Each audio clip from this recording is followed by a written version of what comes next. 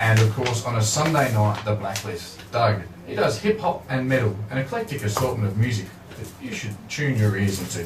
All right, now what we're going to do now is we're going to do a very special interview with the president of the Greenacres Football Club. We welcome him to the show, and great to have you here, Mark Johnstone. G'day, Tommy. Now, probably it's fair to say, and I've already just said it on air, things haven't gone the way you would have wanted to this year. I've been very public in saying I thought that Greenacres would be a Div 1 club again by about 2015 or 20, and this year kind of stagnated. Yeah, that's right. I didn't actually hear what you'd said before. I was talking to Hosey, but no, I'd hoped that we'd be a bit further up the ladder by now, but wasn't to be. We've had a pretty ordinary year this year, and a few of the plans haven't worked out as we would have liked. But it's fair to say, though, you lost a lot of players from last year, and some quality players too. Yeah, we lost probably the five of the six best players that we had last year. We retained a really good group of young fellas, but we didn't really build on that group well enough. So we found ourselves where we are at the moment. So it's a recruiting drive starting. It started already. We're actually, I think you'll find Sunday week in the Mail, we've got a position that we've created for a recruiting officer, which will be a paid position. Trying to attract a person at the club to start recruiting players now. It's on the Mail, eh? I could do with the sixth job. Look, it hasn't been all doom and gloom. There's certainly been some good performances. Kobe Etheridge is one that we've talked about a lot here. 76 goals for the year. Tell us a little bit about Kobe, while he's been travelling. Kobe's a really nice lad, and a great lad to have in your team. I think the boys would actually have a bit of fun at his expense about his work ethic on the track. And I think Kobe visits McDonald's on the way to the game every day, and he tells us, well, just last Saturday he was telling us how good the Macca's was that he had about 11 o'clock.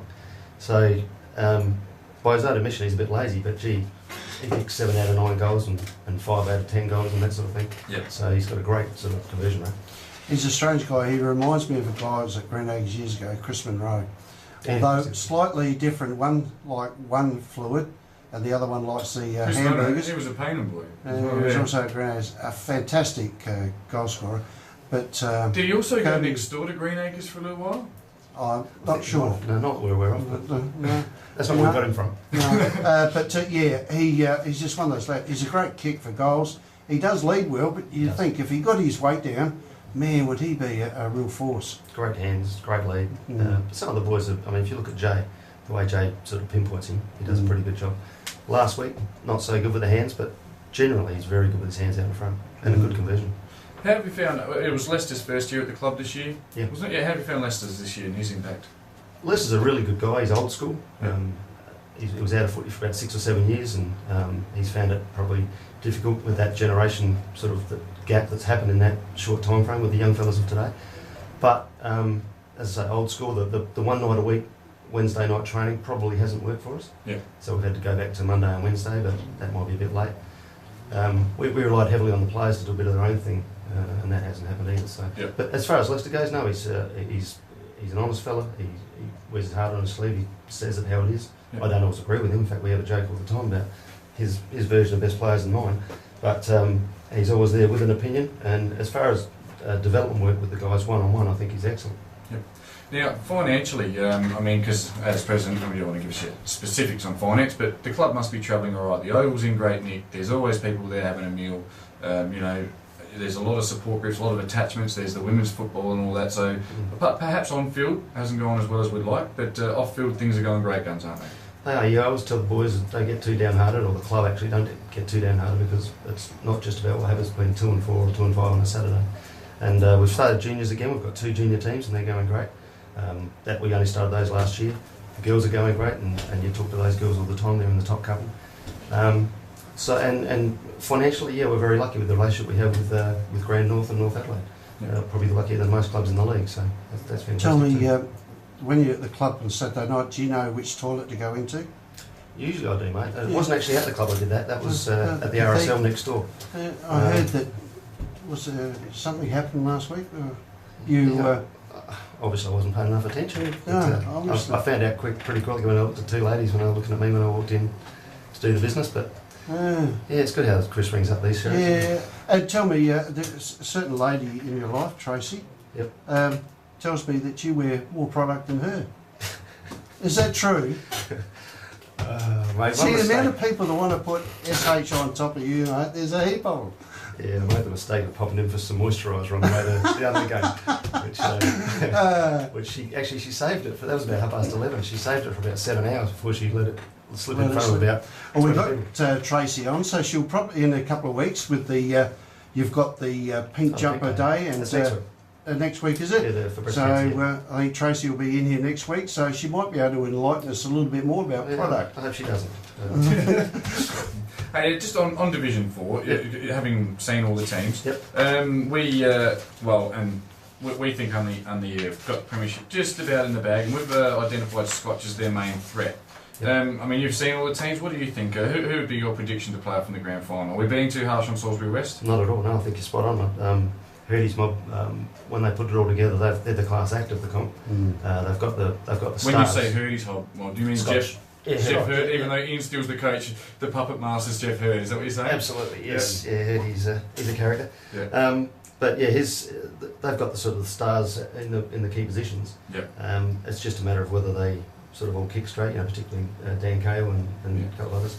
But on their day, if they all play well and kick straight, I think they'll be the team to beat. And I think the team that they will play will be Unley. They're a class act all over the ground. Yeah. On the big oval, you would think that Scotch boys always seem to play well on a big oval. And Yeah, the chances are it'll probably a league oval. Yeah, they run really well, and I think Salisbury West are a good even side, but they just don't have the sort of stars that some of the others have.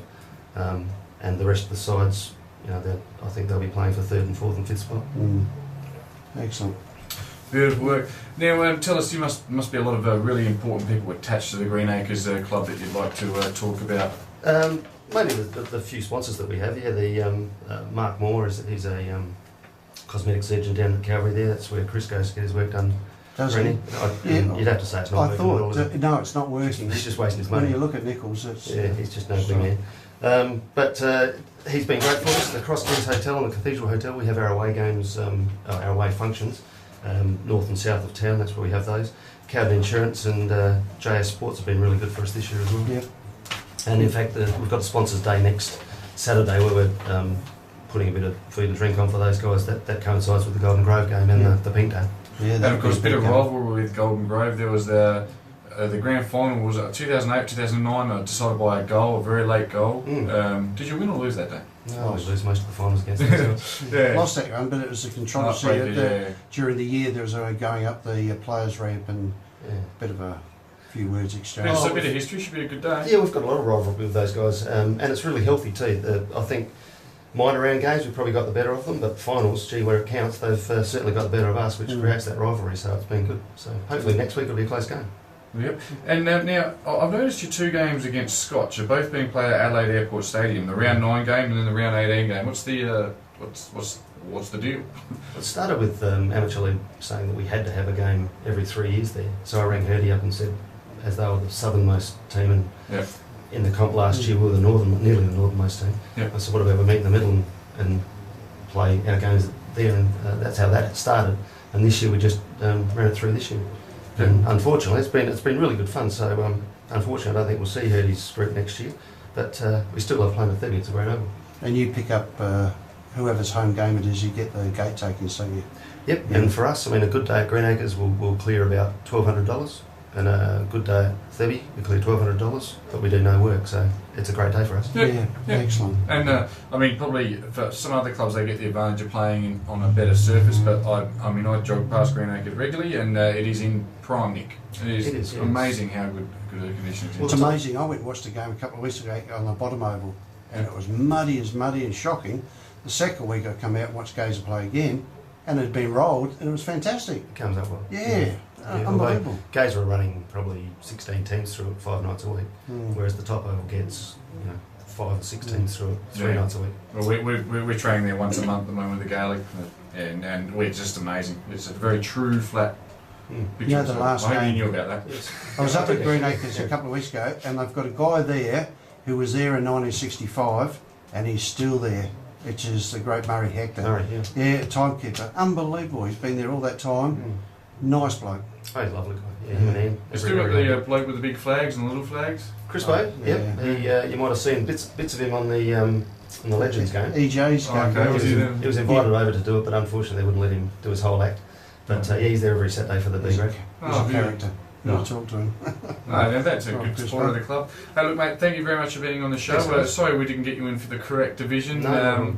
It's what happens Yeah, when you Jimmy leave. Joe. You pay peanuts, monkeys, or No, something like that. when you don't stick to the running shooters. When, that yeah, when, happen. when, yeah. Right. Thank you very much for being on the show, Thanks, mate. Best of thanks, luck. I hope you can thanks stay very up, and I'll be looking at that ad very closely on Sunday. How we got